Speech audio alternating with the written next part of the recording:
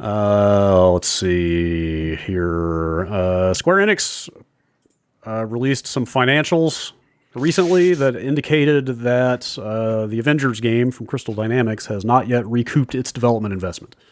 Bummer. Yes. They posted a roughly $67 million operating loss last quarter due to that. So yeah, I think there was like they teased that out of some of the question and answers. Yeah. From the earnings call, right? Where they said like, yeah, we would have probably been, we would have been profitable if not for this. Yes. Because they spent a bunch of money, and then they talk a lot about marketing costs in this IGN story. Not, you're right. It's not all development costs. They also say they made a significant marketing investment around that game. And like so I don't know about y'all, but I got a ton of Avengers ads for like the last patch that they put out. Like Instagram ads, like every time I was like, patch 1.3 is out, check out the patch notes. It was like this most desperate looking thing about like, oh God, please, we fucking fixed it. Oh, just, but like the way it had been written was like in a way that like just seemed weird. It's like they ran ads for a fucking patch. Like, hey, we made the game suck shit less. No, didn't get any of those. I got a ton of them.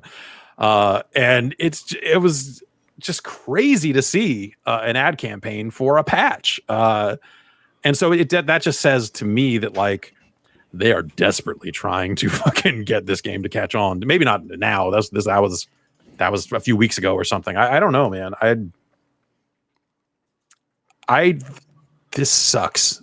A lot of people worked damn hard on that game, and I don't want to knock them. But on some level, hearing that this like questionably made and in some ways quite poor, but in other ways merely average, like online live game shooter, that it didn't catch on despite having one of the most popular licenses in the world attached to it. Like, I kind of feel good about consumers in a weird way, because we remember before this came out, we were like, that game's gonna do fine. It's fucking Avengers. They'll buy anything. Yeah. And like, oh wait, no, word of mouth about this game being bad actually still matters. Like, it made me feel good that like you still can't quite market your way out of a bad game. Mm-hmm. And I just feel weird hope for the world that way, I guess. And I don't want to like express like jubilation that like people fucking worked their ass off to get this game done. Like, you know, that's not what I'm trying to say, because that's shitty. But like,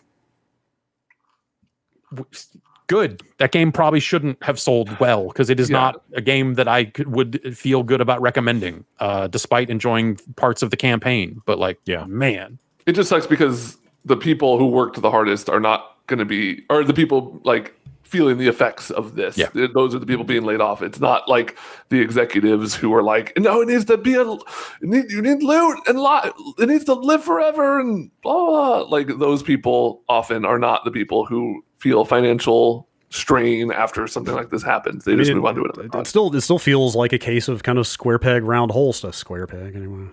I love it. I love it. I love it. Of being like a loot based ongoing services game, right? Because like the component of the game everybody liked the most was the one component that would have existed if it had not been a services game, which was the single player story stuff, right? And, you know, the stuff that like Crystal Dynamics has done pretty well with in the past is making story driven single player games. Totally. So yeah, that part is a shame. Like, you know, at the same time, like, you know, write off any service game at your peril at this point, because there's been enough Final Fantasy 14 type situations. Yeah. I feel like at this point that like a year from now, like who knows, a year from now, this thing could be gigantic for all. Totally. Yeah. I mean, No Man's Sky and stuff. And if they turn it around, I mean, that's the thing though, like, you know, like I've got relatively high level characters in that game. Right. And so if they were to turn it around, I'd be like, hey, you know, I'll play more of that thing. But like right now, when they're like, we're putting out new characters, I'm like, I don't even care. Like, whatever. Yeah, like, I think that game is so rear view right now. First one is this month, I think. Hawkeye. Kate Bishop. Do you guys think we're starting to? Do you think guys think we have passed the Marvel hype wave? Train. Yeah. Do you, because like this is the first year without a Marvel movie. That's a big deal. This game can't be like. There's not a you single can't read Marvel movie into- this year. There's no Marvel movie What? this year. The last Yeah, Marvel movie Black was Widow Far got From delayed Home. till Like, next year. Even with the pandemic, like that is the one franchise I would have expected to just keep churning material out. Yeah, and I feel like like Endgame was such a big deal and like so massive for them and made billions of dollars and stuff. But like, I don't know, are people? I'm just curious what you guys think. If there's going to be like if we're coming back up, or if we've kind of hit that, because this happened before with superhero movies, like Batman in the 90s and all the superhero movies that came after that. People were like, oh my God, superhero movies are the fucking hottest thing ever. And then they just were gone. It's possible, but like as somebody who's not that invested in comics, when the phase of Marvel that just ended, when that was on the upswing, I was sitting there going like, who cares about Thor and Captain America? And like, this is not Batman. Like what? Yeah, what? like what the fuck is a Black Widow? Right. Like that as a bystander, not somebody who knows comics well. I was just like, Right. who are Yeah, these? no, Who are totally. these like second and third tier heroes? Even like Captain America, it's like the guy with the shield. Right. Captain America is like maybe fourth tier out of everyone. I'm more surprised by Iron Man being so popular. Right. Iron Man is another one. Iron Man was always my guy. Totally. But like, the point is, like, they built those characters into the most popular superheroes out there. You know, like they did it. So like, like who are the figures of this? I mean, are they calling it a new phase? And like, what is their? Yeah. So I have the Wikipedia open. I don't know this off the top of my head, but like you're gonna get a Black Widow movie. You're gonna get an Eternals movie, another Thor. Another Doctor Strange. Give me that Black Panther Shang-Chi, 2. baby. Shang-Chi. I mean, I guess it just comes down to, can they build another group of Marvel characters who were not previously that popular into 100% gigantic cultural figures again? Yeah, I think they could. Because like, what's going to replace it? I think if they're running unfettered, DC isn't putting it together like quite so much. And I mean, have you seen the Snyder Cut? No. X-Men would be the IP that I'd look to. Did you see how many knives that guy had on him though? In the Snyder Cut. Like that's kind of they've done amazing things with like Guardians of the Galaxy. Yeah, right. You know? Yeah. That's maybe a better point than Batman is. Like when these current Marvel heroes were just getting big, I was like, these are not the X-Men. Like to me, on the Marvel side, it was X-Men that was like the thing. And Spider-Man, and like that was kind of it for the longest time. Right. And then, I don't know. I saw that Doctor Strange movie. It was okay.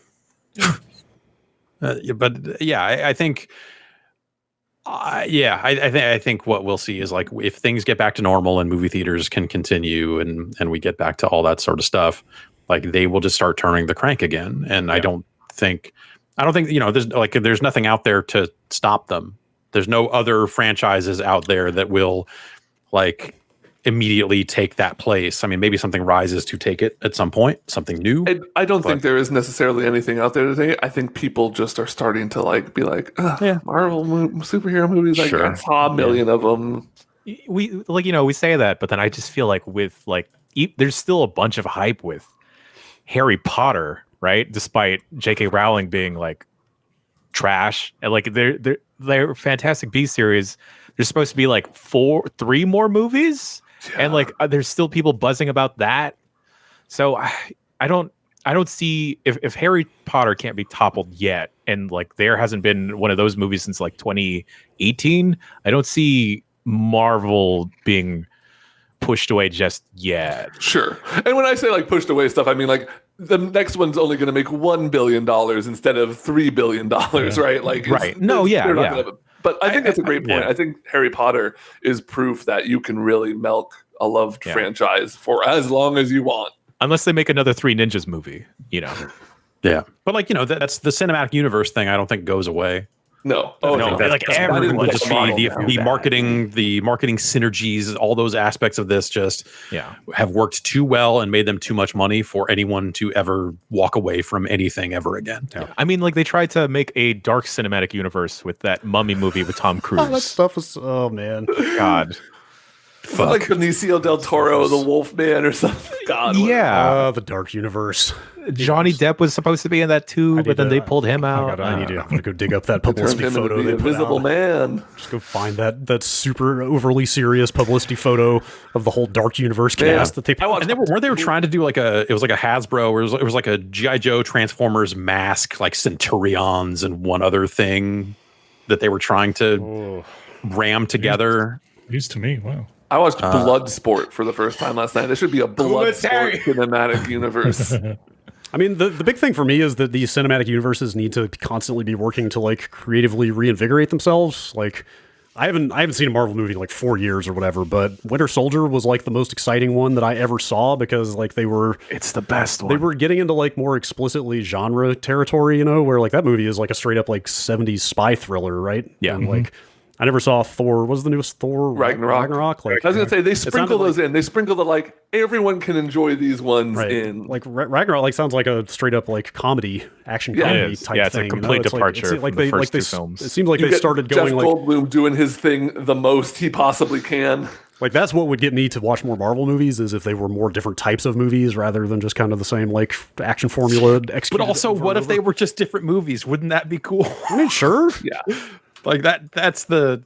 What if they all to me, didn't that's have the to have a bummer. post-credit stinger that sets up the next movie? Exactly, What if- but then they wouldn't be doing their job as like Exactly. marketers and movie, you know, marketing first, movie second, or whatever. But like, you know, they wouldn't be building the universe in a way that makes them more money if they didn't set up the next one from coming out of the last one. Like that's all part of it. So there's just too much money there and too much IP there for that shit to ever fully stop. I think like you would have to have like a serious, but I guess I would have said the same thing about Star Wars, and that stuff has definitely morphed.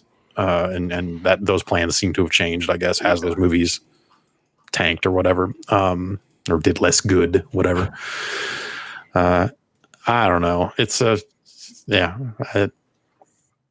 they'll make more of those. That's my bold prediction, is that they will continue to make Marvel movies and people will just go see them because that's what they're used to doing. Yeah, there's a whole group of like kids out there that this is what they've grown up watching, which is wild. Yep.